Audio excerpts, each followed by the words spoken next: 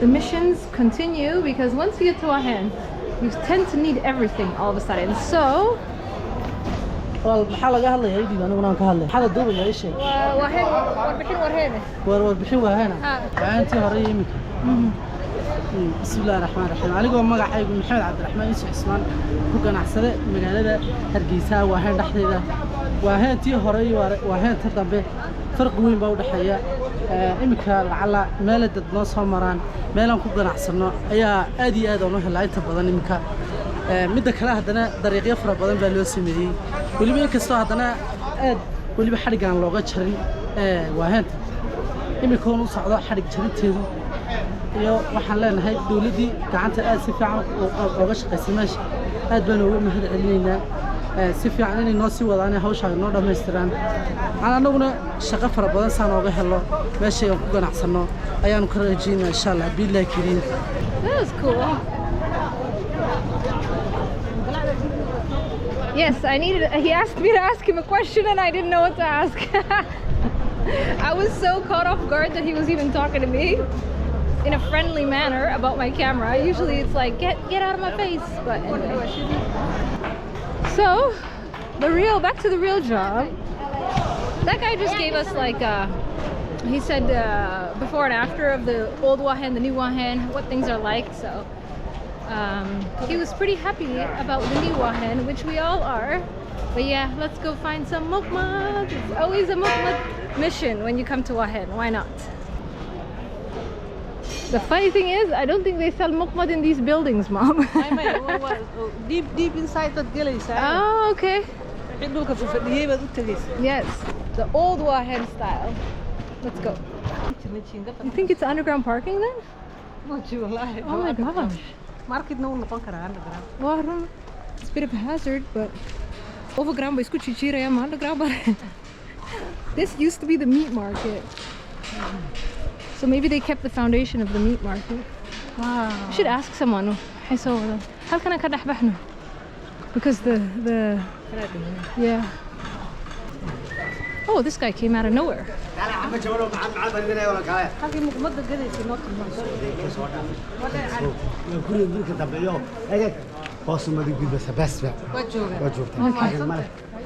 He had really big papayas. I'm glad he stopped us. We were going the wrong way too. I bet you he'll tell us what this is supposed to be.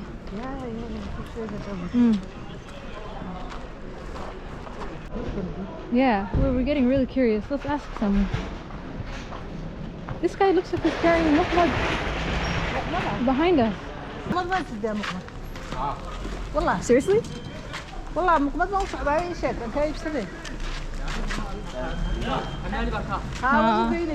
So we should follow him.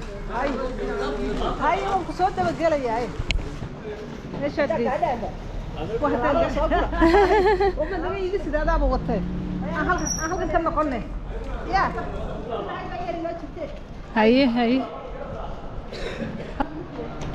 That's so funny. So it's so funny when you go from walking on pavement to walking on this. You feel like you need a wheelchair all of a sudden.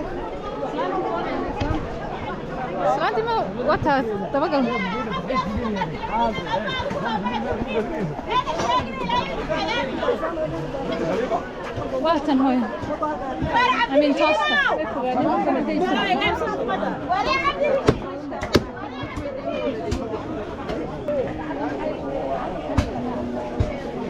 Whoa, it's really hard to catch up with her.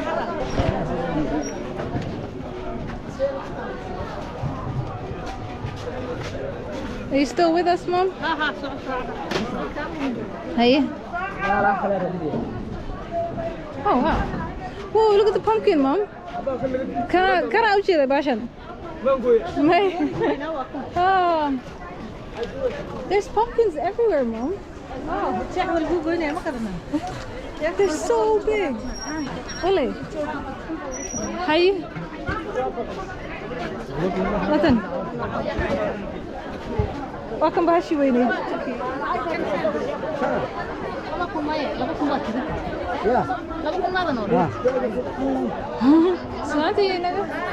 What?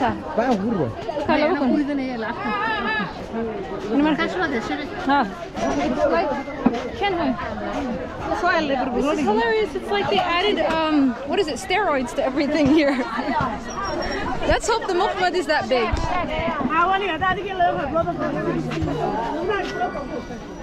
What's this? I'll find her.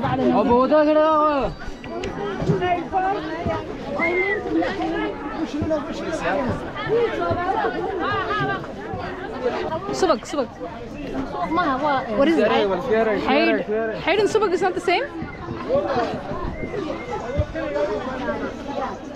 What? Sadiba.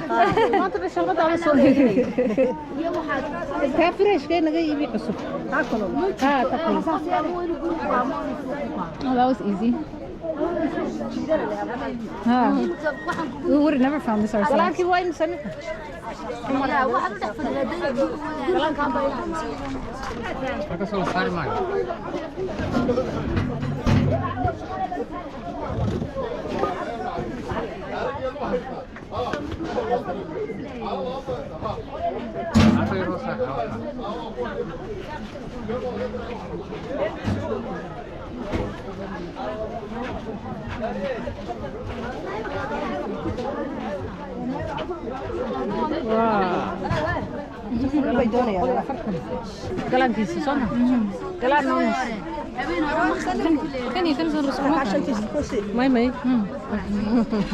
I'm so confused here. Can we animal fat? That's what I thought it was, yeah. No, this is the fat from the animal, every part of it. Ooh. But they use, it's healthy fats. Yeah, it's always better than Seed oil. Fish oil. Yes.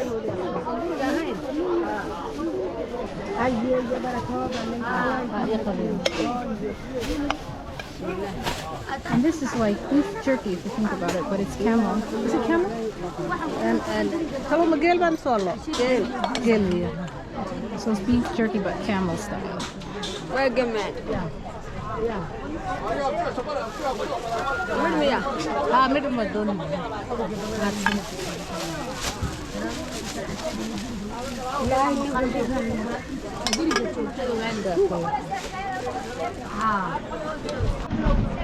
Okay, we're off, but not before I tell you guys how expensive the meat is these days. You can't imagine. That little bag of camel jerky is $14. That's just the jerky. Imagine how much the meat is.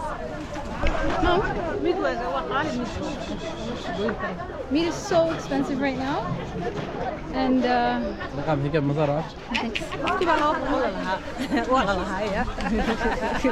we're vegetarians, so we wouldn't know. Get the joke. Yeah. But now all of a sudden we went from vegetarian to Muqmaad camel jerky. Sometimes you just have to treat yourself. Just kidding, it's for my grandma. But we are treating grandma. $14 for a bag of camel jerky. Yo, look at all this. Everything is giant size. Look at the size of the carrots, Mom. And these onions. It's Ethiopia. They flooded the markets. Ethiopia knows fertilizer, that's for sure. They know how to pump that fruit with artificial.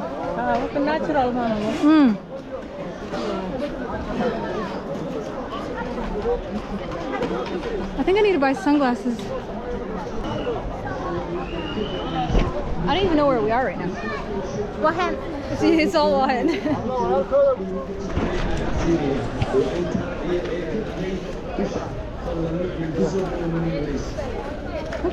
My eyes are boiling.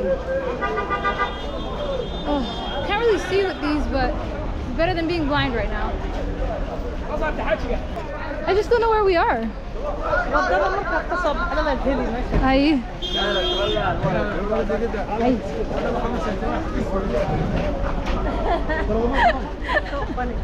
That was so funny. I know, don't bust me, he said.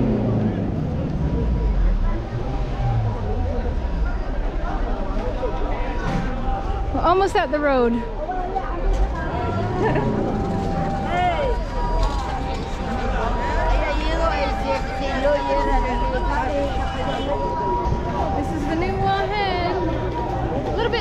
bit old. It's like in between. It makes me laugh because they don't even drink that much water. They love to buy giant water bottles, but when you tell them to drink water when they're sick and dehydrated, they won't do it. Found it. Yes, idahab shilvan shugna.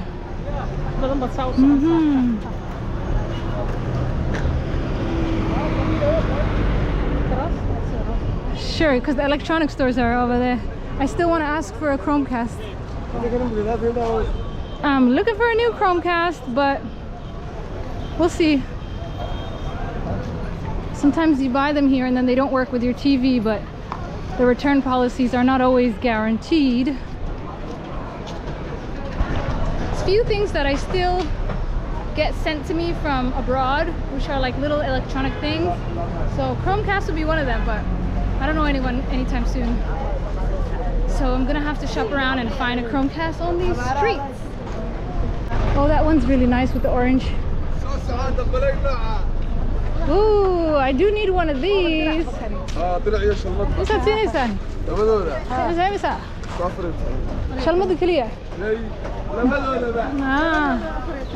I do want that, Mom. On the day. Yes, but these are like television. These are like fridge and ovens and washing machines. I need like a mobile shop.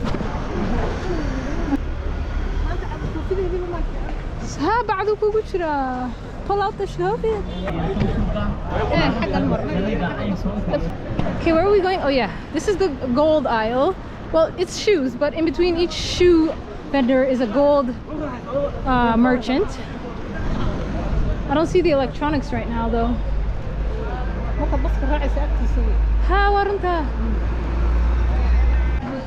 It smells like Dubai as soon as you walk in.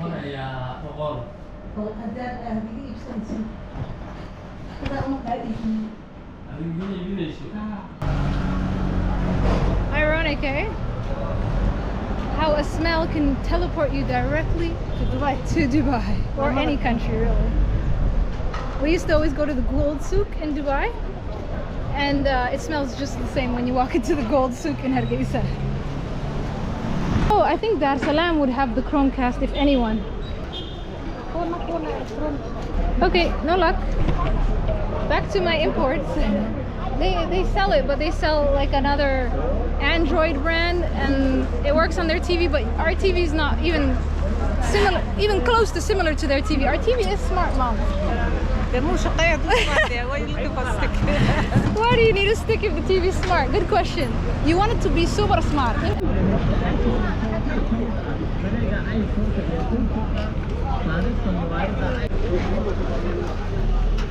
Okay. Oh, I forgot about this place.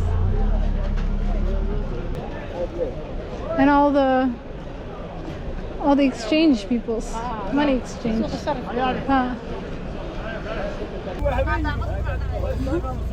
See you guys in the next episode.